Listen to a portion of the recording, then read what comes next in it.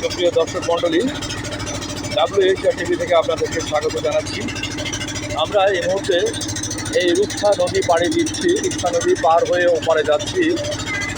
আমাদের আজকের উদ্দেশ্য বিশ্বকবি রবীন্দ্রনাথ ঠাকুরের পূর্বপুরুষদের বসত ভিটা পিঠাভোগ, সেখানে আপনাদেরকে নিয়ে যাচ্ছি রূপসা পাড়ে।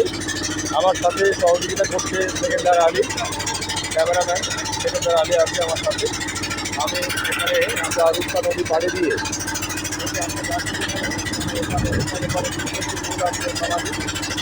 আমরা বিশিষ্ট রোল আমিনকে নিয়ে আমরা কয়েকটি পর্ব আপনাদেরকে দেখিয়েছি।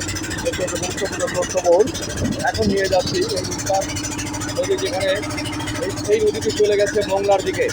এই রূপসার যেটা আপনারা দেখছেন এখান থেকে মোংলার দিকে, আর এই প্রান্তে হচ্ছে রূপসা নদীর শেষ প্রান্ত দেখা যাচ্ছে। এর পরেই পায়ে ঘুরলেই চলে গেছে ভৈরব নদী।